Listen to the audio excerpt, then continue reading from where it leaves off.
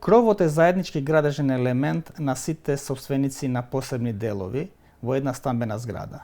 И без разлика дали тие се наоѓаат на првиот или на последниот кат, тие се собственици на кровот.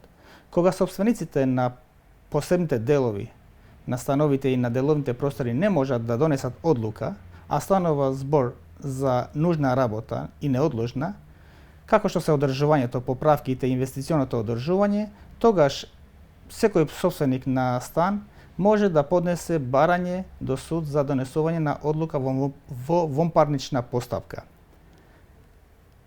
Таа одлука го заменува договорот за заемни односи. Судската одлука треба да биде спроведена во рок од 30 дена, сметано од денот кога станувала извршна. Доколку не се спроведува во овој рок и доколку управителот не го стори тоа во наредните 15 дена, во зградите со управител, предлагачот може да поднесе предлог за извршување.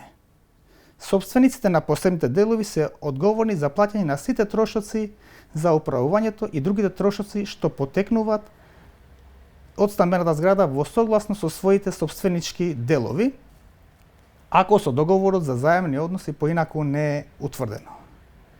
За трошоците што настанале со преземање на активности врз основа на одлуки донесени на начин пропишан со овој закон, одговарат сите собственици на посебни делови без оглед на тоа дали гласале против предложените одлуки.